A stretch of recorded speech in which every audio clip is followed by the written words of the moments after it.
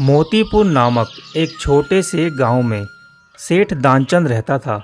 वो था तो बहुत अमीर, पर उतना ही कंजूस भी था। उसकी इसी आदत की वजह से उसकी पत्नी रज्जो उससे बहुत दुखी रहती थी।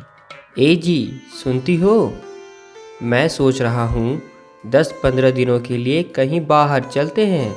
अरे आज सूरज पश्चिम की ओर से निकला था क्या? 15 साल हो गए हमारी शादी को, लेकिन आज पहली बार आपने कहीं घूमने की बात की है। नहीं नहीं, सूरज तो पूरब से ही निकला था। मैं तुम्हें कहीं घुमाने नहीं ले जा रहा हूँ। मैं सोच रहा हूँ किसी रिश्तेदार के वहाँ चलते हैं।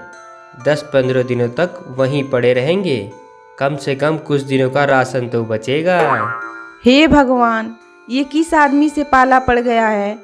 हर वक्त तुम्हारी कंजूसी से मैं तंग आ गई हूँ। अपना राशन बचाने के चक्कर में किसी दूसरे के घर जाके बैठेंगे। यही सोच लेकर कोई दूसरा अपने घर आ गया तो? अरे भाग्यवान, जरा शुभ शुभ बोलो। सेठ और उसकी पत्नी आपस में बात कर ही रहे होते हैं कि बाहर से दरवाजा खटखटाने की आवाज आती है। दानचंद जैसे ही दरवाजा खोलता है तो देखता है कि उसका भतीजा एक बड़े से बैग के साथ वहां खड़ा होता है, जिसे देखकर वो चौंक जाता है। अरे शंभू, तुम? और वो भी इतने बड़े बैग के साथ? चाचा जी, बहुत समय हो गया आपसे मिले हुए, और आजकल काम धंधा भी थोड़ा मंदा चल रहा था, तो मैंने सोचा कि चलो 10-15 दिन चाचा जी के यहाँ रहा जाए और चाची जी के हाथों का भोजन भी खाने को मिल जाएगा। हाँ हाँ शंभू, ये भी तो तुम्हारा ही घर है। अच्छा ही किया जो तुम चले आए। शंभू बहुत ही पेटू किस्म का व्यक्ति था। वह एक बार में 4-5 लोगों का खाना खा ही जाता था।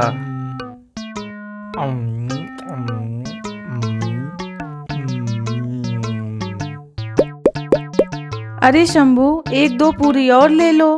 चाची जी, आप इतने प्यार से कह रही हैं तो मैं कैसे मना कर सकता हूँ।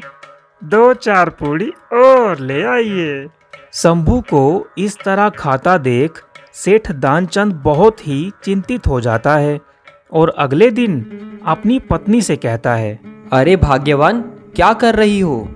और क्या करूँगी, जब से शंभू आया है पूरे दिन बस खाता ही रहता है। उसी के लिए भोजन बना रही हूँ। बंद करो भोजन बनाना, आज इस घर में कुछ नहीं बनेगा। अच्छा, तो शंभू को क्या खिलाएंगे? कुछ नहीं खिलाएंगे उसको। देख नहीं रही हो किस तरह से खाता है? अगर वो इसी तरह से खाता रहा तो 15 ही दिनों में खा खा कर मुझे भिखारी बना देगा। तो क्या 15 दिनों तक घर में खाना ही नहीं बनेगा? 15 दिनों तक उसे टिकने दूंगा तब ना। आज ही भगाता हूँ उसको। तुम बस जैसा मैं कहता हूँ करती जाओ। अब सेठ और उसकी पत्नी जैसे ही शंभू के खाना खाने का समय होता है, वे आपस में झगड़ा करना शुरू कर देते हैं। मूर्ख औरत, जब देखो तब एक ही बात। तुम्हारा दिमाग खराब है क्या? जब देखो तब मुझे ही डांटते रहते हो। परेशान हो गई हूँ मैं आपसे। परेशान तो मैं हो गया हूँ। पता नहीं किस पंडित ने हमारी कुंडली मिलाई थी। होगा कोई नास पीटा जिसने तुम जैसे इंसान से मेरा विवाह करा दिया। मैं भी कौन सा खुश हूँ तुमसे ब्याह करके। एक पैसे का दिमाग नहीं है तुमको। ठीक है, आज मैं खाना ही नहीं बनाती हूँ। देखती हूँ कौन दिमागदार औरत तुम्हें खाना बनाकर खिलाती है। मत बनाना, आज क्या कभी भी मत बनाना। ठीक है, जाओ, नहीं बनाऊंगी। आग लगा दूंगी इस रसोई को। लगा दो आग। यह सब सुनकर शंभू सोचता है, हे भगवान, ये क्या हो गया? जब चाचा जी को ही कुछ खाने को नहीं मिल रहा तो मुझे क्या ही मिलेगा? अब तो उठाओ अपना झोला झंडी, कहीं और ही जुगाड़ लगाना पड़ेगा। इस तरह सेठ दानचंद ने अपनी सूझबूझ से घर आए पेटू मेहमान से पीछा छुड़ाया।